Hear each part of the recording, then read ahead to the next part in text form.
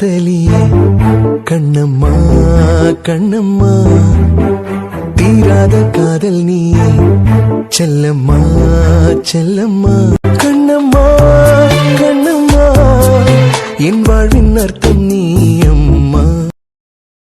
Hello அம்மா. எப்படிடா இருக்க? அம்மா 3 மணி நேரத்துல எப்படி மாற போறாங்க? என்னமா அப்படியே தான் இருக்கேன். கொஞ்சம் முன்னதானே போன் பண்ணீங்க. இல்லடா காயெல்லாம் வெட்டி முடிச்சிட்டியா? இல்லனா காயெல்லாம் வெட்டி முடிச்சிட்டு அதுக்கு பிறகு என் மருமக்கு ஏதாவது வீடு தூக்குறதுக்கோ இல்லனா பாத்திரம் கழுவுறதுக்கோ தந்திருக்கலாம்ல. அதான் எப்படிடா இருக்க, வேலையெல்லாம் முடிச்சிட்டியான்னு கேட்கலான்னு போன் பண்ணேன். அம்மா ஏமா நீங்க வர கழுப்ப கிளப்பிட்டு என்னமோ தூங்கலையா? தூங்கத விடுடா, எனக்கு நினைச்சு நினைச்சு தூக்கமே வர மாட்டேங்குது. ஆமா துக்க தொண்டை அடைக்குது போல. யோ துக்க தொண்டை அடைக்கலையா, சந்தோஷத்துல தூக்கமே வர மாட்டேங்குது.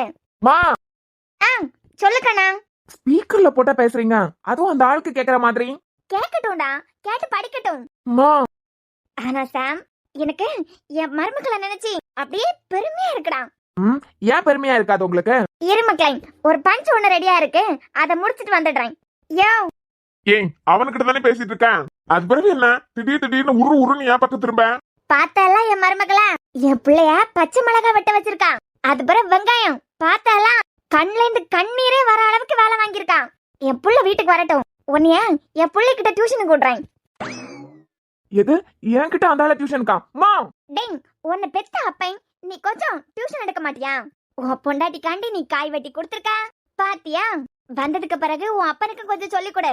சும்மா கால் மேல காலை தூக்கி போட்டு காலை ஆட்டிட்டு இதுல அதை போட்டிருக்கலாம், இதுல உப்பு இல்ல, இதுல மிளகாய் இல்ல, இப்படி 1000 குறை சொல்லிக்கிட்டு இருக்கிறதுக்கு 4 வேலையை செஞ்சுக்கிட்டு தூத்து பெருக்கி போடும் போதுதான் தெரியும் அதுக்கு வலி எப்படி இருக்கானு.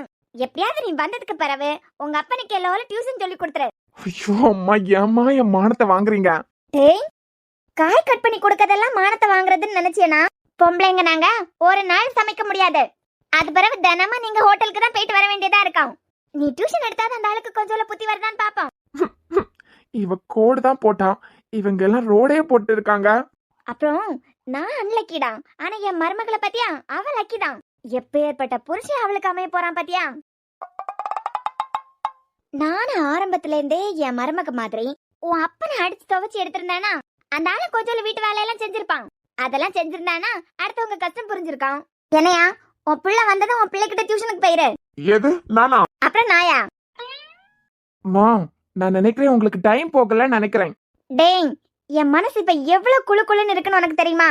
நான் இந்த வீட்டுக்கு வாழ வந்ததுல இருந்து ஒரு நாள் எனக்கு கூட மாட வேலை செய்யறதுக்கு ஒருத்தே வந்தது கிடையாது. உன்னை பிள்ளையா பெத்தேன், எனக்கு தண்ணி சூடு பண்ணி கூட நீ தந்தது கிடையாதுடா. இப்படி நாள் ஒத்தையில எல்லா வேலையும் செஞ்சுக்கிட்டு இருந்தேன், கூட மாட வேலை செய்யறதுக்கு கூட யாரும் இல்ல. இனிமே என் மருமக இசை இந்த வீட்டுக்கு வந்துட்டா ஒரே கொண்டாட்டம் தான். உன்னை சமைக்க விட்டுட்டு நாங்க வேடிக்கை பார்த்துட்டு இருக்கலாம். எது மா மொத எனக்கு அம்மா மாதிரி பேசுங்க. அதை விட்டுட்டு இந்த ஓசையை பத்தின உண்மை எப்ப தெரிஞ்சதோ அப்பால இருந்து எப்ப பாரு எனக்கு மாமியார் மாதிரி பேச ஆரம்பிச்சிட்டீங்க. டேய், நான் உள்ளது தானே சொல்லிட்டு இருக்கேன். போன வைங்கம்மா. என் மருமக கிட்ட போன குடுறா, உன்னை வேலை வாங்கி டயர்டா இருப்பான். 4 வார்த்தை பிள்ளைகிட்ட ஆறுதலா பேசிக்கிட்டு. சாம் எப்படி வந்து மாட்டிருக்க பாத்தியா? 2 நாள் அவ உன்கிட்ட மாட்டிக்கிட்டு முழிக்க போறான்னு பார்த்தா நீதாண்டா அவகிட்ட மாட்டிட்டு முழிக்கிற. பத்தாததுக்கு 2 குடும்பமா கான்ஃபரன்ஸ் போட்டு வேற, அதுலயும் ஸ்பீக்கர்ல போட்டு. இந்த காய் பிரச்சனையை எங்க அம்மா எத்தனை வருஷத்துக்கு ஓட்ட போறாங்கன்னு தெரியலையே. இத சொல்லியே இனிமே வீட்லயும் வேலை வாங்கிடுவாங்களோ?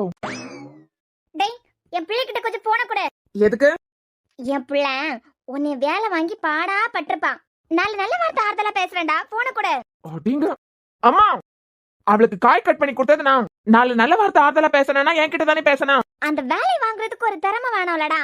உன் அப்பனை கல்யாணம் பண்ணிட்டு வந்து இத்தனை வருஷம் ஆகுது பாரு, ஒரு நாள் உன்னையும் உன் அப்பனையும் வேலை வாங்குறதுக்கு என்னால முடிஞ்சுதான்.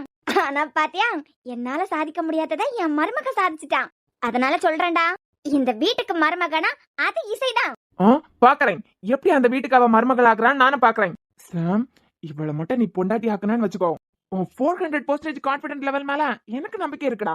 ஆனாலும் இந்த அம்மா கிட்டே இந்த ஓசை கிட்டே கொஞ்சம் கேர்ஃபுல்லா இருக்கணும். தப்பி தவறி மட்டும் அந்த வீட்டுக்கு இவ மருமகளா வந்துட்டா செத்தடா. டேய் அடிச்சி பயங்கம்மா, அவன் கிச்சன்ல என்னமோ வேலை பார்த்துட்டு இருக்கான். டேய், உடம்பு சரியில்லாத புள்ளைய போட்டு பாடா படுத்தாத. ஐயோ மம்மி, நான் பாடாவும் படுத்தல ஓடாவும் உடைக்கல, அவன் நல்லாதான் இருக்கான். முத நீங்க கட் பண்ணுங்க. போன வச்சுட்டான். உனக்கு எதுவும் பேச முடியல? நீ யோசிச்சு பாரேன், என்னால சாதிக்க முடியாததான் ஒரே நாளையில என் மருமக சாதிச்சு காட்டியிருக்கான். அதான் எப்படா இந்த வீட்டுக்கு மருமகளா வருவான்னு ஒரு விதமா நான் எதிர்பார்ப்புல இருக்கேன். மருமகளே மருமகளே அருவி வீட்டு மருமகளே, இங்கு வாழ வரும் மருமகளே, மன்னாதி மன்னருடன் நூறாண்டு வாழ்க, பொன்னோடு பூவும் கொண்டு ஊர் போற்ற வாழ்க, எல்லோரும் போற்றுகிற ராஜாதி ராஜா, எப்போதும் மனசில் இசைதான் ராணி. பாட்டு நல்லா இருக்கலாம். நல்லா இருக்கோ என்னமோ, அவளால எல்லாம் இந்த வீட்டுக்கு மருமகளா வர முடியாது. ஓ, இதுக்கு அப்புறமா உன் கிறுக்கு வேலை காட்டலாம்னு நினைக்கிறியா? நீ மட்டும் நடுவுல புகுந்து கிறுக்கு வேலையை காமிக்காம இருந்திருந்தேன்னு வச்சுக்கோ, இந்நேரம் என் பிள்ளைக்கு இசைக்கு கல்யாணம் ஆகி என் பேர பிள்ளையே கையில தூக்கிட்டு கொஞ்சிட்டு இருந்திருப்பேன். இப்போ உன்னை கெட்டு போகலாம். இந்த வீட்டுக்கு மருமகனா அது இசைதான். அவளா வரமாட்டா. என்னது? அருவி, நீ டென்ஷன் ஆகாத. கடவுள் யாருக்கு யாருன்னு எழுதி வச்சிருப்பாருல, அதுதான் நடக்கும். யோ, அவர் எப்பவும் என் பிள்ளைக்கு இசைதான் எழுதி வச்சுட்டாரு. அவர் நல்லாதான் எழுதினாரு, நீதான் எழுதினதையே அழிச்சிட்ட. இங்க பாரியா, மறுபடியும் எழுதி இருக்காரு. மறுபடியும் அழிக்கணும்னு நினைச்ச இந்த தடவை பிரியாணில எல்லாம் உனக்கு பாயாசத்தை வைக்க மாட்டேன். பிபி மாத்திரையில எல்லாம் பாயாசத்தை கலப்பை பாத்துக்கா. அருவி, நான் எதுக்கு பிரிக்க போறேன்? அப்புறம் அவ இந்த வீட்டுக்கு மருமகளா வர முடியாதுன்னு சொன்ன. அது கடவுள் எது எழுதி வச்சிருக்காரோ அதுதான் நடக்கும்னு சொன்னேன். மத்தபடி நான் தான் இப்ப திருந்திட்டானே. நீ திருந்திரியோ திருந்தாத குப்புசாமியா போறியோ அதெல்லாம் எனக்கு பிரச்சனை இல்ல. இங்க பாரியா, இசைய சாமியை சேர்த்து வைக்கிறதுக்காக கடவுள் இன்னொரு தடவை எழுதி இருக்காரு. அதை அழிக்கணும்னு நினைச்சா முப்பன குடல உருவி மாலையா போட்டுட்டு போயிட்டே இருப்பா இந்த அருவி. நான் வேணா சாம இசைய சேர்றதுக்கு ஏதாவது பிளான் போடட்டுமா? நீ பிளான் எல்லாம் போட வேண்டாம். நீ மூடிட்டு இருந்தாலே அவங்க ஒண்ணு சேர்ந்துருவாங்க. ஆளை பாரு, நானே ஒரு மாதிரி வைப்ல இருக்கேன். இத்தனை வருஷம் இந்த அருவி இந்த வீட்டுக்காக பாடா பட்டு ஓடா தேஞ்சிருக்கா. இனிமே மருமக வந்ததுக்கு பிறகு அவளை வேலை வாங்கி சாகடிக்க போறா தானே? போயா, நாங்க 2 பேரும் ஜாலியா இருந்து டிவி சீரியல் பாப்போம். என் பிள்ளை சமைப்பான், நீ அவனுக்கு ஹெல்ப் பண்ணி கொடுக்கணும். அப்படி இல்லையா, நீ சமைக்கணும், என் பிள்ளை ஹெல்ப் பண்ணுவான். எது? ஏன் இத்தனை வருஷம் நீ என்ன கல்யாணம் பண்ணிக்கிட்டு வந்ததுல இருந்தே பாடா பட்டு ஓடா தேஞ்சது காணாதா? இசை இந்த வீட்டுக்கு மருமகளா வந்ததுக்கு பிறகு ஒரு பீட்ரூட் கூட என்னால கட் பண்ண முடியாது. இந்த வீட்டுல சோறு திங்கனானா இப்பவே சாட் ஜிபிடில போய் எப்படி சட்னி அரைக்கிறது? அதே வண்டி சாட்டு. ஏன் அது எவன் இல்ல, சாட் ஜிபிடினா என்னன்னு தெரியாதா? இப்ப ஹவ் டு அரைச்சிஃபைங் சட்னின்னு நீ போட்டான்னு வச்சுக்கோ, அதே செய்முறை விளக்கு எல்லாம் உனக்கு கொடுத்துறான். என்னையா, நீ எல்லாம் ஒரு பிசினஸ் மேனா? இனிமே என் மருமக வந்ததுக்கு பிறகு என்னென்ன கண்டுபிடிக்க போறேன்னு பாரு. ஏ ஓசை, என்ன பண்றான்? பசி வேற உயிர் எடுத்துட்டு இருக்கேன். ஒரு வழியா பாத்திரம் எல்லாம் கழுவிட்டோம். இனிமே இந்த கிச்சனை கொஞ்சமா தூத்து போட்டுட்டா ஃப்ரீயா உட்காந்து சாப்பிடலாம். ஏ ஓசை, என்னமா என்னடி பண்ற? பசிக்குது. நீ போ, நான் எடுத்துட்டு வரேன். முடிச்சிட்டேன். முடிச்சிட்டியா? சரி வா சாப்பிடலாம். இல்ல சார், நீ சாப்பிடு. எனக்கு கொஞ்சம் வேலை இருக்கு, அதை முடிச்சிட்டு அதுக்கு பிறகு கொஞ்சம் பொறுமையா நான் சாப்பிடலாம். ஏய், மணி 8 தாண்டுது. இனிமே என்ன வேலை? அதுவா, இப்பதான் சமைச்சு முடிச்சிட்டு பாத்திரம் எல்லாம் கழுவி வச்சிருக்கேன். கிச்சனை பாக்குறதுக்கே ஒரு மாதிரி அழுக்கா இருக்க மாதிரி இருக்கலாம். இத லைட்டா தூத்து தொடச்சு போட்டுட்டு அதுக்கு பிறகு உட்கார்ந்து சாப்பிடலாம். ஏய், பாத்திரம் கழுவுனதே காலையில கழுவலாம்னு கேட்டுட்டு இருக்கேன். என் காலையில இதெல்லாம் பார்த்தா பத்தாதா? காலையில இந்த சமையல் கட்டுக்குள்ள நான் தான் வரணும். நைட்டு குப்பை மாதிரி பாத்திரத்தை எல்லாம் அப்படியே கமுத்தி போட்டுட்டு இப்படியே சாப்பிட்டுட்டு தூங்குனேன்னு வச்சுக்கோ, காலையில இந்த கிச்சனுக்குள்ள வரும்போது ஒரு வேலை ஓடாது. காலையில ஃப்ரெஷ்ஷா ரிலாக்ஸா வேலை பார்க்கணும்னா இப்ப கிச்சனை சுத்தமா வச்சாதான் காலையில வேலை ஓடும். நீ போ, நான் உனக்கு எடுத்துட்டு வரேன். லூசு, எப்பவோ அந்த ஃப்ரைட் ரைஸ் வாங்கிட்டு வந்தேன். பரவாயில்ல, நான் கிச்சனை மட்டும் தூத்துட்டு அதுக்கு பிறகு உட்கார்ந்து சாப்பிடுறேன். ஏண்டி, பல அடிக்கிறேன், தூத்து பெருக்கி இதெல்லாம் செஞ்சுதான் உனக்கு காய்ச்சல் வந்தது. வீட்லயே உன்னை தூத்து பெருக்க விட மாட்டாங்க, உடனே மூக்கால இழுத்துட்டு இருப்ப. இதுல உன்னை கவனிச்சிட்டு இருக்கிறது நான். இது முக்கியமா இப்போ? காலையில உனக்கு சமைச்சு போடணும்னா இதுவும் முக்கியம்தான். சரி, நீ வேற ஏதாவது வேலை இருந்தா பாரு. ஏன்னா இந்த கிச்சனை தானே இப்ப பெருக்கணும். நான் தூத்து பெருக்கி போட்டுடுறேன். நீ வேற ஏதாவது வேலை இருந்தா பாரு. நீயா? நீ எதுக்காக எனக்காக இதெல்லாம் பண்ணணும்? நான் தான் உன் எக்ஸ் ஆச்சே. நான் எல்லா வேலையும் செஞ்சு கஷ்டப்படுறது உனக்கு சந்தோஷத்தை தானே கொடுக்கணும். நான் உன் எக்ஸ் மட்டும் தானே. ஒரு நாளும் உனை மறவாத இனிதான வரம் வேண்டும். ஒண்ணுதான், நான் என் வேலையை முடிச்சிட்டு வரேன், நீ உட்கார்ந்து சாப்பிடு. நான் எக்ஸ் தானே. உறவாலும் உடல் உயிராலும் பிரியாத வரம் வேண்டும். என்ன லாக் பண்ணலான்னு பாக்குறியா? உன்னையா? ஏதாவது பேசி இல்லம்மா என் மனசு முழுக்க நீதான் இருக்க அப்படின்னு என் வாயாலே வர வைக்கலான்னு பாக்குறியா? நான் இதை கிளீன் பண்றேன்னு சொன்னது உன் மேல உள்ள அக்கறையில இல்ல, மதியம் உனக்கு காய்ச்சல் வந்தது, யார் உன்னை பார்த்தது? நான் தானே. உன்னால எனக்கு இன்னைக்கு பாதி நாள் வேஸ்டா போச்சு. எதையாவது செய்யறேன்னு சொல்லிட்டு செஞ்சு ஏதாவது இழுத்து போடுவேன். நாளைக்கு உன்னை இழுத்துட்டு தெரிய வேண்டியது நானா தான் இருக்கும். உனக்காக எல்லாம் நான் க்ளீன் பண்றேன்னு சொல்லல.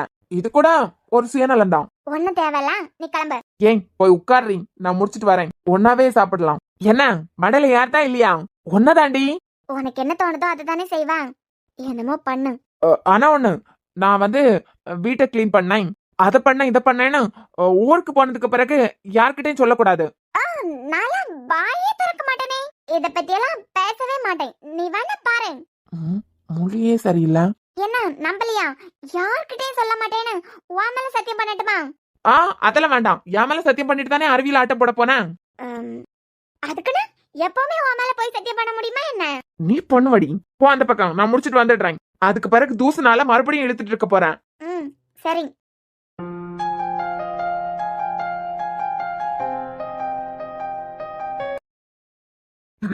எதுவா இருந்தாலும் என்னன்னு சீக்கிரம் சொல்லுங்க, எனக்கு வேலை இருக்கு. சாரி மித்ரன், நான் மித்ராவை அடிச்சிருக்க கூடாது. நான் அடிச்சது தப்புதான். ஏன், எனக்கே ஒரு தங்கச்சி இருந்திருந்தா கூட அவளை யாராவது கை நீட்டி அடிச்சாங்கன்னா என்னால தாங்கிக்க முடியாது. மன்னிப்பு கேட்டுடுறதுனால நான் பண்ண தப்ப சரி பண்ண முடியாது. ஆனா என்னால அந்த டைம்ல கோவத்தை கண்ட்ரோல் பண்ண முடியல. எந்த கோவமா இருந்தாலும் பொண்ணை கை நீட்டி அடிக்கிறவன் ஆம்பளையே கிடையாது. எனக்கும் ஒரு பொம்பளை பிள்ளை தான் இருக்கான், சின்ன குழந்தை தான். இப்பவே அவகிட்ட சொல்லி கொடுத்துதான் வளர்த்துட்டு இருக்கேன், யார்கிட்ட என்ன அடி வாங்கிட்டு வந்துடக்கூடாதுன்னு. ஏன், வளர்ந்ததுக்கு பிறகு இதைதான் சொல்ல போறேன். உன்னை ஒருத்தன் அடிச்சானா பதிலுக்கு நீயும் அடின்னு தான் சொல்லி கொடுக்க போறேன். பாவம், ஹாஸ்டல்லே வளர்ந்ததுனால என் தங்கச்சிக்கு இதை சொல்லி கொடுக்கறதுக்கு தவறிட்டேன். அதான் பாவம் அழுதுட்டு வழியில கீழே விழுந்துட்டாலே தவிர திருப்பி அடிக்க முடியல அவளால. ஸ்னோக்கு நான் சொல்லி கொடுக்கறதா கூட இருந்து மித்ராக்கும் சொல்லி கொடுத்துருக்கணும். அவளை ஹாஸ்டல்ல அனுப்பி தைரியத்தை சொல்லி கொடுக்கறதுக்கு முடியாத அண்ணனா போயிட்டேன். தப்பு பண்ணிட்டீங்கன்னு இப்பவாது புரிஞ்சுதே மித்ரன். குரு, எப்பவுமே எல்லா விஷயத்தையும் பொறுமையா தான் நான் ஹேண்டில் பண்ணுவேன். இந்த விஷயத்தையும் பொறுமையா உட்காந்து கேட்டுட்டு இருக்கேனா, என் கேரக்டர் அப்படி. அதுக்காக இதுதான் மித்ரன் எடை போட்டுறாதுங்க. சரி மித்ரன், நான் அடிச்சத கண்டிப்பா உங்க தங்கச்சியை போய் பாத்திருப்பீங்க. ஒரு தடவையாவது போய் பாத்திருப்பீங்க. நான் அடிச்ச அடியில அண்ணேன்னு உங்களை கட்டி பிடிச்சி அழுதாளா, இல்ல உங்க தோல்ல சாஞ்சி ஆறுதல் தான் தேடினாளா? என்ன, நார்மலா எனக்கு தெரிஞ்சு எந்த தங்கச்சியா இருந்தாலும், ஏன் இப்ப ப்ரோ இசைய ரொம்ப அசிங்கமா திட்டினாரு, நீ வேண்டவே வேண்டான்னு சொன்னாரு. இசைக்கு இருக்கிறது ஒரே ஒரு அண்ணா, அவர் தோல்ல தான் சாஞ்சி ஆறுதல் தேடினாங்க. அதான் உங்க தங்கச்சி என்ன பண்ணாங்கன்னு கேக்குறேன். நான் அடிச்சதா உங்களை ஹக் பண்ணி அழுதாங்களா, இல்ல உங்க தோல்ல சாஞ்சி ஆறுதல் தேடினாங்களான்னு கேட்டேன். அவளுக்கு அந்த பழக்கம் எல்லாம் இல்ல. பழக்கம் இல்லனா ஏன், நீங்க அவளோட அண்ணா தானே. நீங்க அடிச்சதுக்கும் என்கிட்ட இப்ப பேசுறதுக்கும் சம்மந்தமே இல்ல. இருக்கு மித்ரன், மித்ராவோட பிரச்சனைக்கு காரணமே நீங்க தான். நானா? நீங்க தான். அதை நான் அடிச்சு சொல்லுவேன், நீங்க தான் காரணம். குரு, என் தங்கச்சி மேல இது வரைக்கும் நானே ஒரு அடி அடிச்சது கிடையாது. ஏன், அவ மனசு காயப்படுற மாதிரி கூட அவகிட்ட நான் நடந்துகிட்டது கிடையாது. சத்தமா கத்தி ஒரு வார்த்தை பேசினது கிடையாது. அப்புறம் என்ன கிண்டல் பண்றீங்களா? குனிஞ்சு உட்கார்ந்து சிரிக்கிறீங்க. ஐயோ, உங்களை கிண்டல் எல்லாம் பண்ணல மித்ரன். நீங்க சொல்லுங்க, பரவாயில்ல, ஏதோ சொல்ல வரீங்க எல்லாம், அது சொல்லுங்க. உங்க தங்கச்சி நான் அடிச்சதுக்காக அவகிட்ட போய் சாரி எல்லாம் கேட்க போறது இல்ல, கேட்கவும் மாட்டேன். ஆனா அதே டைம்ல ஒரு அண்ணனா உங்க மனசு எந்த அளவுக்கு வருத்தப்பட்டிருக்குன்னு என்னால புரிஞ்சுக்க முடிஞ்சது. அதனாலதான் உங்ககிட்ட பேசணும்னு வந்தேன். என் மித்ரன், அந்த டைரி மித்ராக்கு எவ்வளவு முக்கியம்னு உங்களுக்கு தெரியுமா? உங்களுக்கு தெரியுமான்னு தெரியல, ஆனா எனக்கு நல்லாவே தெரியும். ஒரு பொண்ணுக்கு ஹீரோ யார் தெரியுமா? அவளோட அப்பா தான். அவ அப்பா எது பண்ணாலும் அதுதான் சரி. இங்க நிறைய பொண்ணுங்களை பொறுத்த வரைக்கும் அப்படிதான். அவர் இறந்ததும் வீட்டுல அப்பா ஞாபகம் வருதுன்னு அழுத்திருக்கான். ஆனா ஸ்கூல் போனா ஃப்ரெண்ட்ஸ் கூட சேர்ந்து அதெல்லாம் கொஞ்சம் மறக்கிற மாதிரி இருந்திருக்கான். அவ சந்தோஷமா இருக்கணுங்கிறதுக்காகவே ஹாஸ்டல் அனுப்பியிருக்கீங்க. ஆனா உங்க தங்கச்சியை பாத்தீங்களா? கூட பிறந்த அண்ணன் நீங்க. அவ உங்களை தொட்டு பேசியே நான் பார்த்தது இல்ல. நான் கம்பேர் பண்றேன்னு நினைக்காதுங்க. என் அம்மாக்கு அப்புறம் நான் அதிகமா பழகுனது மித்ராவும் இசையும் தான். ஃபேமிலி கூட வளர்ந்த இசைக்கும் ஹாஸ்டல்ல நின்று வளர்ந்த மித்ராக்கும் நிறைய வித்தியாசம் நான் பார்த்திருக்கேன். அவர் ஞாபகத்துல கண்டிப்பா அழுக்க வரந்தான், ஆனா கொஞ்ச நாளையில சரியாகிருப்பான். ஹாஸ்டல்ல விட்டு தப்பு பண்ணிட்டீங்க மித்ரன். பேசுறதுக்கு ஈஸியா தான் இருக்கும் குரு. அவ சந்தோஷத்துக்காக தான் எப்போ அப்பா ஞாபகம் வந்து உடம்பு சரியில்லாம போய் ஃப்ரெண்ட்ஸ் கூட இருக்கும் போதாவது கொஞ்சம் ஹாப்பியா இருக்காளுங்கிறதுக்காக தான் ஹாஸ்டல்ல அனுப்பணும். நீங்க அனுப்புனீங்க. வளர வளர ஹாஸ்டல்ல இருக்க அவ ஃப்ரெண்ட்ஸ், அப்புறம் ஸ்டூடெண்ட்ஸ், இவங்களோட கதையை மட்டுமே கேட்டு கேட்டு வளர்ந்த பொண்ணு. பாத்தீங்களா மித்ரன், உங்களை தொட்டு பேசுறதுக்கே 1000 தடவை யோசிப்பான். ஆம்பளைங்க காதலும் உண்மை கிடையாது, ஆம்பளைங்களும் உண்மை கிடையாது. ஐயோ குரு, நீங்க அவளை தப்பா புரிஞ்சுட்டு இருக்கீங்க. நான் மதுவை கல்யாணம் பண்ணது கூட காதலிச்சுதான். அன்பு இனியாவை கல்யாணம் பண்ணது காதலிச்சுதான். இசைய சாம கூட லவ் பண்றாங்க. அது அவ மதிக்கலையா? எனக்கு தெரிஞ்சு மதிக்கிறான். ரீசன்ட் டைம்ல கூட சாம் இசையை ரொம்ப கஷ்டப்படுத்தும் போது இசைக்கு ஆறுதலா மித்ரா பேசுறத நானே கேட்டிருக்கேன். அவளுக்கு காதல் பிடிக்காதுன்னு எல்லாம் இல்ல. பிடிக்கலாம் மித்ரன், ஆனா அதுக்கு ஆம்பளைங்களை அவ நம்பணும்ல. உங்க காதல பார்த்து வியந்திருக்கலாம், ஆனா அவளுக்கு எந்த ஆம்பளை மேலேயாவது நம்பிக்கை வரணும்ல. நம்பிக்கை வந்திருந்தா இன்னைக்கு உங்க தோல்ல சாஞ்சு அழுத்திருப்பாளே. ஏன் உங்க தங்கச்சி அதை பண்ணல? காரணம் அண்ணாவா இருந்தாலும் நீங்க ஆம்பளை, உங்ககிட்ட ஒரு டிஸ்டன்ஸ்ல தான் இருப்பா. ஒரு பொண்ணு கூட கம்ஃபர்டபுளா ஃபீல் ஆகுறதுக்கே ரொம்ப டைம் எடுத்துப்பா. அந்த டைரியில என்ன பத்தி என்னமோ எழுதி வச்சிருக்கா. பேஜ்லயே நான் 12th ஸ்டாண்டர்ட் படிக்கிற என்னோட போட்டோவை வரைஞ்சு வச்சிருக்கா. 17 வயசுல அவளுக்கு என்ன தெரியும்னா எப்படி தெரியுங்கிற காரணத்தை சொல்றதுல என்ன தயக்கம்? சரி சொல்ல வேண்டாம், அதை நானே படிச்சு தெரிஞ்சுக்கிறேன் அப்படின்னு இருந்தா அவ பாட்டுக்கு டைரி எடுத்துட்டு போவதுக்கு வரா. அந்த டைரி அவளுக்கு எவ்வளவு முக்கியம்னு எனக்கு நல்லாவே தெரியும். 2 செகண்ட் லேட்டா போயிருந்தாலும் எரிஞ்சு சாம்பலா போயிருக்கான். அதுக்கு பிறகு வருஷக்கணக்கா அதை நினைச்சு நினைச்சு அழுத்துட்டு இருக்க போறது அவதான். அப்புறம் மித்ரன், குருவாயூர் கோயில்ல நான் ஒன்னும் உங்க தங்கச்சியை முதல்ல பாக்கல. நான் அவ பின்னாடியே போனோன்னு அவதான் ஸ்கெட்ச் போட்டிருக்கா. சூப்பர் குரு, உங்க மேல இருக்க தப்ப துடைக்கிறதுக்கு ஏன் தங்கச்சி மேலேயே பழி போடுறீங்களா? அவ அப்படிப்பட்ட கேரக்டரே கிடையாது. உங்களை பின்னாடி வர வைக்கணுங்கிறதுக்காக இல்ல, உங்களை பின்னாடி வர வைக்கிறதுல அவளுக்கு என்ன கிடைக்க போகுது? என் தங்கச்சி அப்படிப்பட்ட பொண்ணெல்லாம் இல்ல. ஏன் மித்ரன், ஒரு பொண்ணு ஒரு பையன் பின்னாடி போக கூடாதா? ஆசைப்பட்ட பொண்ணு லைஃப் பார்ட்னரா கிடைக்கணுங்கிறதுக்காக ஒரு பையன் எந்த லெவலுக்கு வேணாலும் போவான். ஏன் நீங்க யாருனே கண்டுபிடிக்க முடியாத பையனுக்கு நான் தண்டனை வாங்கி கொடுக்கலையா? அதுவும் எதுக்காக? நான் காதலிச்ச ஏன் மித்ராக்காக. அவளுக்கு பிடிச்ச நான் அவளுக்கு கிடைக்கணுங்கிறதுக்காக என்ன அவ பின்னாடி போக வைக்கிறதுல என்ன தப்பு இருக்கு? ஏதோ தப்பு பண்ண மாதிரியே என் தங்கச்சி அப்படிப்பட்டவ இல்லங்கிறீங்க. ஏன் அவளுக்கு பிடிச்சி என் பின்னாடி வந்தா அது தப்பா? ஆம்பளைங்களுக்கு மட்டும்தான் லைஃப் பார்ட்னரை செலக்ட் பண்ற ரைட்ஸ் இருக்கா, பொண்ணுங்களுக்கு கிடையாதா? ஐயோ, நான் அந்த அர்த்தத்துல சொல்லல. காதல் யாருக்கு வந்தா என்ன, அதை மதிக்கிறவன் தான் நான். ஆனா உங்க 17 வயசுனா அவளுக்கு 15 வயசு. உங்களுக்கு எங்களுக்கும் சம்பந்தமே இல்ல. உங்களை அவ பின்னாடி வர வைக்கிறதுக்கு அவ ஸ்கெட்ச் போட்ட மாதிரி எல்லாம் பேசுனீங்கல்ல, அதான் என்னால அக்செப்ட் பண்ண முடியல. உங்களால அக்செப்ட் பண்ண முடியல, ஆனா இதுதான் உண்மை. நான் குருவாயூர் போறேன்னு அவளுக்கு எப்படி தெரியும்? அதே நாள் அதே டைம்ல என் கண்ணுல உங்க தங்கச்சி பட்டு அவ பின்னாடி நான் போற மாதிரி நடந்திருக்கா. இத நான் சொல்லல மித்ரன், உங்க தங்கச்சியோட டைரியே சொல்லுது. உங்க அப்பா கிட்ட அவ பிளான எழுதலைனாலும் ஒரு டிராயிங் மூலமா சொல்லிட்டு தான் என்ன பாக்குறதுக்கே வந்திருக்கா. இல்ல, நீங்க சொல்றதை என்னால ஏத்துக்க முடியலையா? அப்போ எதுக்கு உங்க தங்கச்சி தீல அந்த டைரியை தூக்கி போடணும்? எல்லா உண்மையும் எனக்கு தெரிஞ்சிடக்கூடாதுங்கிறதுக்காக தானே. அப்போ மித்ராவை உங்களுக்கு தெரியறதுக்கு நிறைய வருஷத்துக்கு முன்னமே உங்களை மித்ராக்கு தெரியும் சொல்ல வரீங்களா? கண்டிப்பா அதான் உண்மை. என்ன முதல்ல அவளுக்கு எப்படி தெரியும்? என்ன அவளுக்கு புடிச்சு போறதுக்கான காரணம் என்ன? இதெல்லாம் புரியாம என் மண்டை எப்படி வெடிக்குதுன்னு உங்களுக்கு தெரியுமா? அதான் அவளே எங்க அண்ணனுக்கு ஓகேனா நீ எனக்கு ஓகேன்னு சொல்லிட்டாளே, அப்புறம் என்ன? உங்க தங்கச்சி சங்கர் படம் மாதிரி சூப்பரா மூவ் பண்ணி கொண்டு போயிட்டு இருக்கா. என்னை பார்த்தா அவளுக்கு எப்படி தெரியுது? மேடம்க்கு லவ்வே பிடிக்காதான், ஆம்பளைங்களே பிடிக்காதான், அண்ணன் காட்டுற பையனை தான் கல்யாணம் பண்ணிப்பாங்களாம். அன்னைக்கு ஒரு விஷயம் நடந்துச்சு மித்ரன். அதான் என்னோட ரூம்ல நாங்க 2 பேரும் லாக் ஆனோம்ல, நீங்க கூட டோர் ஓபன் பண்ணீங்களே. அப்ப கேண்டில் அவ சாரி மேல பட்டு சாரியில தீ பிடிச்சிட்டு நான் தான் காப்பாத்தி என் ஷர்ட்டை கழட்டி கொடுத்தேன். உங்க தங்கச்சியை பத்தி உங்களுக்கு நல்லாவே தெரியும், எனக்கும் நல்லா தெரியும் அவ எவ்வளவு பெரிய கேடின்னு. ஒரு ஆம்பளைய நம்பாதவா நான் ஹெல்ப் பண்ணி என் ஷர்ட்டை கழட்டி கொடுத்ததா நீ தான் என் கழுத்துல தாலி கட்டணுங்கிற முடிவை எடுத்துருவாளா? இந்த ஒரு ரீசனுக்காக என் கழுத்துல தாலி ஏறினா அது உன் கையால தான். என்ன மித்ரன் லாஜிக் இது? அவ எவ்வளவு பக்காவா அவளுக்கு என்ன பிடிச்சத மறைச்சி எனக்கு அவளை பிடிக்கிற மாதிரி பிளான போட்டு இது அரேஞ்ச்டு மேரேஜா நடத்தலான்னு பாக்குறா. அவளுக்கு உங்களை பிடிச்சிருக்குனாலும் ஏதோ ஒரு வகையில கல்யாணத்துக்கு ஓகே சொல்லியிருக்காலாம். அதுக்கு பிறகு எதுக்கு நீங்க இவ்வளவு எல்லாம்? அது எப்படி விட முடியும் என்னால? என் மேல நம்பிக்கை இல்லாம தானே இதெல்லாம் எனக்கு தெரிஞ்சிடக்கூடாதுங்கிறதுக்காக அவ நாடகத்தை நடத்திட்டு இருக்கா. அவ இந்த நாடகத்தை எல்லாம் நடத்துறதுக்கான காரணமும் எனக்கு தெரியணும். லவ்வே அவளுக்கு பிடிக்காதுன்னு சொன்னீங்க, அப்ப உங்களை பிடிக்கணும்னு சொல்றீங்க.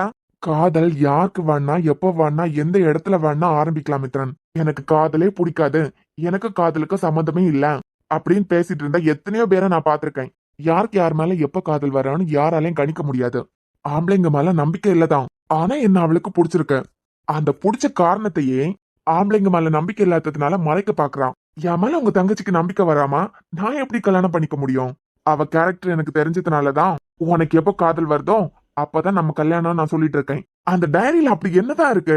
என்ன விஷயத்துக்காக அவ இவ்வளவு பயந்து போகணும்? அவ மனசுல ஏதோ ஒரு விஷயம் அழுத்திட்டே இருக்க, ஏதோ ஒரு பயம். அவளுக்கு இருக்க அந்த பயத்தாலாம் அவளுக்கு பிடிச்சவங்களுக்கு எதுவும் ஆயிடக்கூடாதுன்னு பக்கம் பக்கமா அட்வைஸ் பண்ண ஆரம்பிக்கிறான். இந்த உலகத்துல எப்படி கெட்டவங்க இருக்காங்களோ அதே மாதிரி நல்லவங்களும் இருக்காங்க. ஏன்னா அவளுக்கு பிடிச்சிட்டுங்கிறதுக்காக நான் என்ன அவளை கொல்லவா போறேன்? அந்த நம்பிக்கை கூட என் மேல இல்ல. நீங்க என்ன வேணா நினைச்சுக்கோங்க மித்ரன், எனக்கு அவளுக்கு என்ன பிரச்சனைன்னு தெரியணும். கல்யாணத்துக்கு முன்னாடியே என் மேல அவளுக்கு நம்பிக்கை வரணுங்கிறதுக்காக தான் உன் காதல் எனக்கு கிடைச்சாதான் கல்யாணம்னு அப்பால இருந்தே சொல்லிட்டு இருக்கேன். ஒருவேளை உங்களுக்கு முன்னமே அவளுக்கு உங்களை பிடிச்சிருந்துன்னா இருந்துட்டு போட்டுமே. அதை அலசி ஆராய்ஞ்சு உங்களுக்கு என்ன கிடைக்க போகுது? என்ன கிடைக்க போகுதா?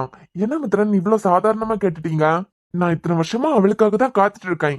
ஆனா நான் அவளுக்கு கிடைக்கணுங்கிறதுக்காக, அதுவும் வீட்டுல பேசி அந்த மாதிரி கிடைக்கணுங்கிறதுக்காக எவ்வளவு ஸ்மார்ட்டா மூவ் பண்ணிருக்கா.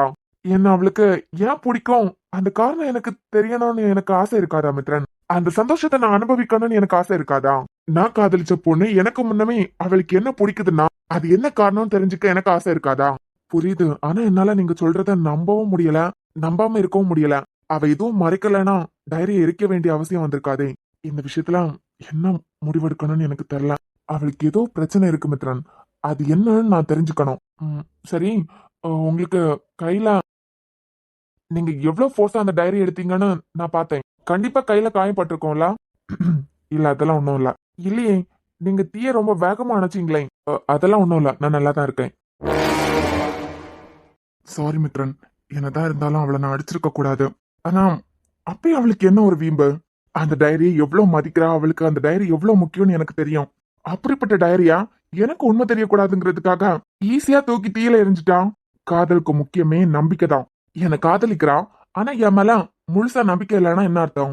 என் மேல அவளுக்கு நம்பிக்கை வராம என்னால அடுத்த ஸ்டெப் எடுத்து வைக்க முடியாது. உங்களோட ஆசையை நான் தப்பு சொல்லல.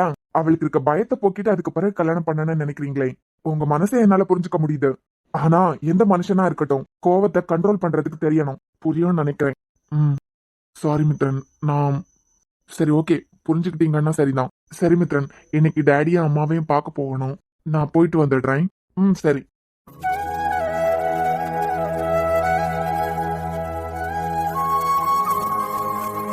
என் தங்கச்சிக்கு 10th ஸ்டாண்டர்ட் படிக்கும் போதுல இருந்தே குரு தெரியுமா? அதை எதுக்காக அவ மறைக்கணும்? அப்படியே புடிச்சிருந்தாலும் குரு அவ பின்னாடியே சுத்துறாரு.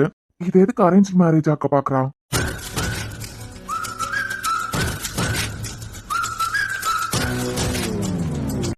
இப்ப ஒருத்தி ஏ ஓசை பக்கத்துல உள்ளவங்களே என்ன ஏதுன்னு கேட்க வந்துருவாங்க. ஏன் கத்துறேன்? இந்த புடி. ஒன்னா சேர்ந்து சாப்பிடலாம்னு சொன்னேன். நீ என்ன கைய வீசிட்டு வந்திருக்க? நீ சாப்பிட, அதுக்கு பிறகு நான் சாப்பிட்டுக்கிறேன். எது? இங்க என்ன 70 பேரா இருக்காங்க? போய் எடுத்துட்டு வாடி. சரி.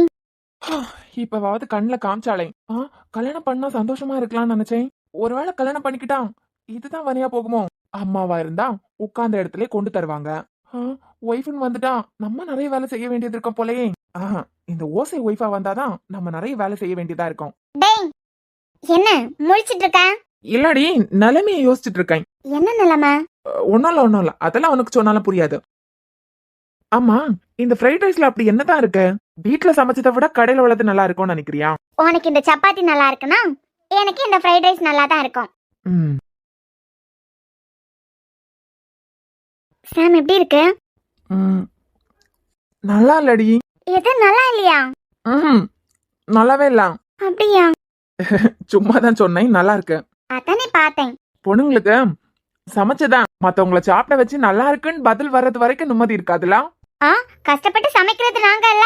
ஆனா சும்மா சொல்லக்கூடாது இசை, செம்மையா சமைக்கிறான். மதியம் மீன் குழம்புலயே அசத்திட்டேன். அப்படியே அம்மா சமைச்சதை விட ஒரு படி மேலனே சொல்லலாம். இது உருட்டு தானே? இல்லடி, ப்ராமிஸா சூப்பரா சமைக்கிறேன். நீ வேணா டேஸ்ட் பாரு. இல்ல இல்ல, எனக்கு தான் நீ வாங்கி கொடுத்திருக்கல, இது போதும். டேஸ்ட் பாக்குறதுக்கு என்ன உன் வயித்தைய நரைக்க சொன்னேன்? ஒரு நிமிஷம். என்ன? சாப்பிட்டு பாரு, நீ சமைச்ச டேஸ்ட் உனக்கே தெரியணும்ல. இல்ல, நான் எடுத்துக்கிறேன். அடா காட்டு. நல்லா இருக்கலாம். ஆமா, எப்படி இவ்வளவு டேஸ்டா சமைக்க கத்துக்கிட்ட? ஏன்னா என்ன லவ் பண்ணும் போது ஏன் அம்மா இருக்கும்போது உனக்கு சமைக்க தெரியாது, சாரி கட்டுறதுக்கு தெரியாது. ஆனா என்னை விட்டு போனதுக்கு பிறகு நிறைய கத்துக்கிட்டா. எப்படி இவ்வளவு டேஸ்டா சமைக்க கத்துக்கிட்ட? இனியாக்கே சமையல் கத்து கொடுக்கறது நீ தானே? ஒரு வருஷம் ஜெயில தூக்கி போட்ட மாதிரி தனியா போட்டா உனக்கு சமைக்க நல்லாவே வரும். ஆனா சாம், சில நேரம் எல்லாம் சமைக்கவே தோணாது. நம்ம மட்டும்தானே சமைச்சு சாப்பிடணும். எதுக்கு சமைச்சிட்டுன்னு சில நேரம் வீட்டுல இருக்க ஏதாவது ஸ்நாக்ஸோட முடிச்சிருவேன். ஆனா லீவ் டேஸ் எல்லாம் வரோம்ல, அப்ப எப்பவாவது ஆபீஸ்ல க்ளோஸா இருக்கவங்க, அப்புறம் பக்கத்துல ரொம்ப க்ளோஸா யாராவது இருந்தாங்கன்னா அவங்களெல்லாம் கூப்பிட்டு நானே சமைச்சு எல்லாரையும் சாப்பிட வைப்பேன். தனியா இருக்கிறதுனால நிறைய கத்துக்கிட்டதுக்கு சான்ஸ் கிடைச்சு. ஆனா எனக்கு தான் சாப்பிடவே தோணாது, ஏன்னா நான் தனியா எல்லாம் இருந்தேன். ஏமோ இந்த ஒரு வருஷமா ரொம்ப கஷ்டப்பட்டிருப்பா. இந்த கேள்வியை நீ கேட்கும்போது உன் நெஞ்சில சாஞ்சி அழணும்னு ஆசைப்பட்டேன் சாம். இந்த ஒத்த வார்த்தையை கேட்கறதுக்கு தான் இவ்வளவு நாள் ஆசைப்பட்டேன். இத நீ என்கிட்ட கேட்கும்போது உன் தோள்லே சாஞ்சி ஆறுதல் தேடணும்னு எவ்வளவு ஆசைப்பட்டேன் தெரியுமா? இந்த ஒரு வார்த்தைக்காக எவ்வளவு விஷயத்த இத்தனை நாளா தாங்கிக்கிட்டேன்னு உனக்கு தெரியுமாடா? எப்ப என் சாம் இந்த வார்த்தையை என்கிட்ட கேட்பான், இந்த ஒரு வருஷமா தனியா அனுபவிச்ச கொடுமைக்கு எல்லாமே உன் மேல சாஞ்சி ஆறுதல் தேடணும் தான் ஆசைப்பட்டேன். என்னோட மொத்த பாரமும் என்னை விட்டு போற நாள் இந்த நாள் தான் காத்துட்டு இருந்தேன். இதை நீ எந்த சிச்சுவேஷன்ல கேட்கணும்னு ஆசைப்பட்டேன் தெரியுமா? ஆனா நீ என்ன உன் எக்ஸ் ஆக்கி அதுக்கு பிறகுதான் இந்த வார்த்தையை கேட்கணும்னு இருக்கு. நான் காதலிச்ச சாம் நீ இல்ல, நான் காதலிச்ச சாமுக்கும் இப்ப இருக்க உனக்கும் எந்த சம்பந்தமும் இல்ல. நான் காதலிச்ச சாமும் இப்ப இருக்க உனக்கும் உருவம் மட்டும்தான் ஒரே மாதிரி இருக்கு. நான் காதலிச்ச என் சாம் செத்துட்டான். நான் காதலிச்ச என் சாமால இந்த மாதிரி தான் அடுத்தவன ஒரு சுவியான் கேட்க தெரியாது. இதுக்குன்னே வேற இடம் இருக்கு, அங்க கொண்டு விடட்டுமான்னு கேட்க தெரியாது. எவனை பாக்கடி கார்ல இருந்து இறங்குனேன்னு கேட்க தெரியாது. நான் காதலிச்ச சாமுக்கு என்ன காயப்படுத்தவே தெரியாது. ஆனா அவன் உருவத்துல இருக்க ஒன்னால என்ன காயப்படுத்த மட்டும்தான் தெரியும். இது நான் காதலிச்ச என் சாம் இல்ல. என் காதலிச்ச என் சாம் நீ இல்லாத போது நான் பட்ட அசிங்கத்தையும் நான் பட்ட வலியையும் உனக்குள்ள புதஞ்சி அழுது ஆறுதல் தேடுறதுக்கு மனசு வரல. என்ன கட்டி அணைஞ்சி இனிமே நான் இருக்கேன்னு உன்கிட்ட இருந்து ஆறுதல் கேட்கறதுக்கு எனக்கு மனசு வரல. இந்த ஒத்த வார்த்தைக்காக நான் உயிரை கையில புடிச்சிட்டு இருந்தேன். அது அர்த்தமே இல்லாம செஞ்சுட்டேலடா. நான் காதலிச்ச என் சாம் எவனை பாக்குறதுக்குன்னு ஒரு வார்த்தையை கிட்ட இது வரைக்கும் கேட்டதே இல்ல. ஆனா கார்ல இருந்து இறங்குறதுக்கெல்லாம் கூட எவனை பாக்குறதுக்கு இறங்குனேன்னு கேட்டேன். நான் காதலிச்ச சாம் நீ இல்ல. இப்போ இந்த வார்த்தை எனக்கு இன்னும் கொஞ்சம் வலிக்கதான் செய்தே தவிர இந்த வார்த்தையால எனக்கு ஆறுதல் கிடைக்கல. ஹலோ. ம்? என்ன ஏதாவது சொல்லணுமா என்ன? இல்ல ஒன்னும் இல்ல. இல்ல ஏதாவது சொல்லணும்னா சொல்லு.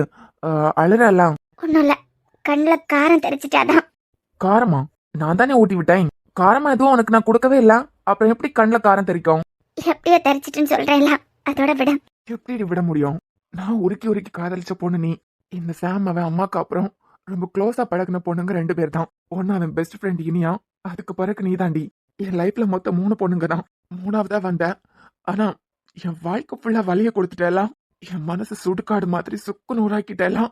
இந்த ஒரு வருஷத்துல நான் என்னெல்லாம் இழந்தேன், எவ்வளவு கஷ்டத்தை அனுபவிச்சேன்னு உனக்கு தெரியாதுலாம். பைத்தியக்காரனாட்டம் அந்த ரூம்குள்ள அங்கிட்ட இங்கிட்ட நடந்துட்டு என் முகத்தை கண்ணாடியில நானே பார்த்து முறைச்சிட்டு அதே கண்ணாடியா இந்த கையால உடைச்சி கையில காயாகி நான் பட்ட கஷ்டமும் உனக்கு புரியாது. எனக்கு நீ கொடுத்த வலியும் உனக்கு தெரியாது. ஈஸியா இதெல்லாம் உன் அப்பாவால தான், இதுக்கெல்லாம் அந்த ஆள் தான் காரணம். அந்த ஆளை கை காட்டிட்டு ஈஸியா உன்னை என்னால மன்னிக்க முடியல. அந்த ஆளை கை காட்டி ஈஸியா இதுல இருந்து நீ தப்பிக்க பாக்குற. ஒரு பொண்ணு அவளோட வலிய அழுது காமிக்கலாம், ஆனா ஆம்பளைங்களால அழ முடியாதே தவிர என் வலிய உன்னால உணர முடியாது. இப்பவும் உன் மேல எனக்கு அக்கறை இருக்கு. ஏன் உன்னோட ஃபியூச்சர் லைஃப் நல்லா இருக்கணும்னு நான் தான் அளவுக்கு அதிகமா ஆசைப்படுறேன். நீ அழுறதே என்னால பார்க்க முடியல. ஆனா அதே டைம் என்னால சத்தியமா உன்னை மன்னிக்கவும் முடியாது. 1000 காரணம் சொன்னாலும் நீ செஞ்சது காதலுக்கு துரோகம் தான். ஒரு பொண்ணு நினைச்சா எவ்வளவு பெரிய முரடனையே சாஃப்டா மாத்தலாம். அதே பொண்ணு நினைச்சா எவ்வளவு சாஃப்டா இருக்கவனையே முரடனா மாத்தலான்னு நீ காமிச்சிட்ட எனக்கு. என்னால உன்னை மன்னிக்கவும் முடியாது, ஏத்துக்கவும் முடியாது.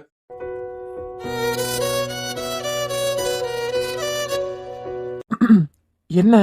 ஒன்னும் இல்ல. சரி, சாப்பிட்டுட்டு நீ நான் கிச்சன்ல போய் படுத்துக்கிறேன், நீங்க தூங்க. கிச்சன்லயா? அதுவே குட்டியா இருக்கு, அங்க எங்க உருண்டு புரண்டு படுப்ப? நீ பெட்லயே படுத்துக்கோ. பாய் தான் இருக்கலாம், நான் கீழே போட்டு படுத்துக்கிறேன். இல்ல, உனக்கு பெட்ல தானே தூக்கம் வரும், ஏசி இல்லாமலே தூக்கம் வராது. அதுக்குன்னு போற இடத்துல எல்லாம் பிரியாணி எதிர்பார்க்க முடியுமா? எனக்கு கொஞ்சம் வேலை இருக்கு, எப்ப முடிக்கிறேன்னு தெரியாது. நீ பெட்ல படுத்துக்கோ, முடிச்சிட்டு நான் பாய போட்டு கீழே படுத்துக்கிறேன்.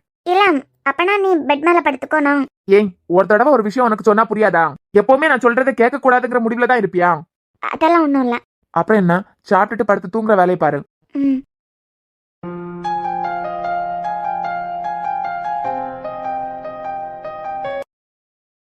என்னமோ அதே இடத்துல தான் உட்கார்ந்துட்டு இருக்கலாம். இல்ல, எனக்கு கொஞ்சம் தலைவலியா தான். தலைவலினா இப்படியே உட்கார்ந்துட்டே இருக்கணுமா? தூங்குறேன் அண்ணா. தூங்குறதெல்லாம் இருக்கட்டும் மித்ரா, டைரியை தூக்கி டீல போட்ட மாதிரி இருந்தது. அந்த டைரியை என்கிட்ட இருந்து எவ்வளவு சண்டை போட்டு வாங்கின ஞாபகம் இருக்கா? அப்ப நான் எம்பிபிஎஸ் படிச்சுட்டு இருந்தேன். நோட்ஸ் எடுக்கிறதுக்காக நான் எடுத்தேன். அப்பாவோட டைரியை நான் தான் எடுத்து வச்சிருக்கேன். எவ்வளவு சண்டை போட்டு அந்த டைரி என்கிட்ட இருந்து நீ வாங்கின? தப்பு பண்ண பார்த்துட்டேனே. அந்த டைரி மட்டும் என்னை விட்டு போயிருந்தா ரொம்ப வருத்தப்பட்டிருப்பேன். புதுசா அப்பா இப்பதான் என்னை விட்டு போன மாதிரியே ஆள ஆரம்பிச்சிருப்பேன். நான் தப்பு பண்ண பார்த்துட்டேன். குரு மட்டும் கரெக்டான டைம்ல வரலனா என்னோட பைத்தியக்காரத்தனத்துல அந்த டைரியை நான் இழந்திருப்பேன். டைரி எரிஞ்சு சாம்பலா இருந்தா என் மனசு அப்பவே சாம்பலா இருக்கும். இந்த டைரி என் கூட இருக்கும்போது அப்பாவே என் கூட இருக்க மாதிரி இருக்கும். நானே தீல போட பார்த்துட்டேன்லான்னு இந்த டைரிக்காக உன்கிட்ட நான் எவ்வளவு சண்டை போட்டிருப்பேன். என்ன சொல்ல போனா இந்த டைரிக்காக தான் நான் ஹாஸ்டல்ல இருந்து வீட்டுக்கு வந்தேன். எனக்கு அவ்வளவு முக்கியம் எனக்கு இந்த டைரி. தப்பு பண்ண பார்த்துட்டேன். ஏன் மித்ரா, உனக்கு குருவை பிடிக்கவே இல்லையா? உனக்கு பிடிச்சிருந்துன்னா கட்டிக்கிறானே, உனக்கு பிடிக்கலனா எனக்கு யார் மேலே நம்பிக்கை இல்ல, எது மேலே நம்பிக்கை இல்ல, எதுவும் எனக்கு வேண்டாம். அப்போ அண்ணனுக்கு பிடிச்சா உனக்கு குரு ஓகேவா? வீட்ல நீங்க பார்த்து எப்படியும் ஒரு பையனை கல்யாணம் பண்ணி வைப்பீங்களா? அப்படியா இருக்கட்டும். ஏன் உனக்கா புடிச்சு போய் ஏதாவது பிரச்சனை ஆயிட்டுனா உன் கழுத்துல தாலி கட்டுறவனா உன் பிறந்த வீட்டுல உள்ள நாங்களும் உன்னை விட்டுருவோன்னு பயப்படுறியா? அப்படியெல்லாம் இல்ல. அப்படியா? நான் உனக்கு ஒரு மாப்பிள்ளை பாத்திருந்தனே, அந்த போட்டோவை நீ எடுத்து பாத்தியா? யாரையோ பாத்திருக்கோன்னு உனக்கு தெரியும். யாரு என்ன ஏதுன்னு உனக்கு தெரிஞ்சுக்கிறதுக்கு ஒரு ஆசை இருந்துதா? ம்ஹும். எனக்கு எதை பத்தியும் தெரிஞ்சுக்க ஆசை இல்ல. குருவை தவிர எனக்கு வேற யாரும் வேண்டாம். நான் கல்யாணம் பண்ணிக்கிட்டா கல்யாணம் பண்ணா அது குருவாவே இருக்கட்டும். ஆனா எனக்கு அவன் மேல காதல் எல்லாம் எதுவும் இல்ல. நீ பாக்குற பையனாவே அவன் இருக்கட்டும். சரி, ஒரு நிமிஷம். இந்த போட்டோவை பாரு. இவன் தான் நான் உனக்காக பாத்திருக்க மாப்பிள்ள. அண்ணே, எனக்கு பிடிச்ச மாப்பிள்ளையும் இவன் தான், அம்மாக்கு பிடிச்ச மாப்பிள்ளையும் இவன் தான், ஒன்னு பிடிச்ச மாப்பிள்ளையும் இவன் தான். நீ என்ன சொல்ற? அப்போ குருவோட காதலுக்கு நீ சம்மதிச்சிட்டியா? மித்ரா, குரு உன்னை காதலிக்கிறாங்கிற விஷயமே இவரை உனக்கு மாப்பிள்ளையா பார்த்ததுக்கு பிறகுதான் எங்களுக்கு தெரியும். புரியல. குரு வீட்டுல குருக்கு பாத்திருக்க பொண்ணு நீதான், நம்ம வீட்டுல உனக்கு பாத்திருக்க மாப்பிள்ள குரு தான். இசைக்கு ஹஸ்பண்டா நடிச்சிட்டு இருந்தாரே, அப்பவே இந்த போட்டோ நம்ம வீட்டுக்கு வந்துட்டு நானா ஆதியம் ஒரு வழி பண்ணிடலான்னு தான் போனோம். ஆனா அதுக்கு பிறகுதான் தெரிஞ்சது இசையோட ஹஸ்பண்ட் குரு இல்ல, அவர் காதலிக்கிறதே ஒன்னதான் அப்படின்னு. ரெண்டு வீட்டுக்கும் குரு மனசுல நீதான் இருக்கன்னு தெரியாது. தெரியாமலேயே குருக்கு பிடிச்ச பொண்ணு ஒன்னையே அவங்க அம்மா குருக்காக பாத்திருக்காங்க. எனக்கும் தெரியாது குருக்கு ஒன்னதான் பிடிக்கும் அப்படின்னு. அப்போ உனக்கு சம்மதமா?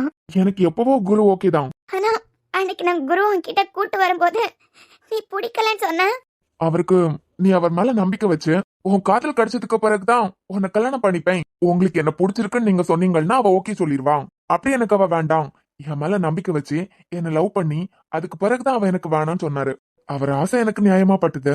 இப்போ அண்ணன் நான் கேக்குறேன், குருவை நீ லவ் பண்றியா இல்லையா? இல்ல, உனக்கு பிடிச்சதுன்னா கல்யாணம் பண்ணி வை. அப்படி இல்லைன்னா எனக்கு யார் மேலே காதலம் வராது. எனக்கு யார் மேலே காதலம் இல்ல. இல்லையா? இல்ல, இதுக்கு மேல என்கிட்ட எதுவும் கேட்காத. ஆனா ஒண்ணுமா, நீ அவர் மனசை ரொம்ப கஷ்டப்படுத்திட்டே இருக்க. அந்த டைரி எரிஞ்சா எரிஞ்சிட்டு போட்டுன்னு அவர் விட்டுருக்கலாம்.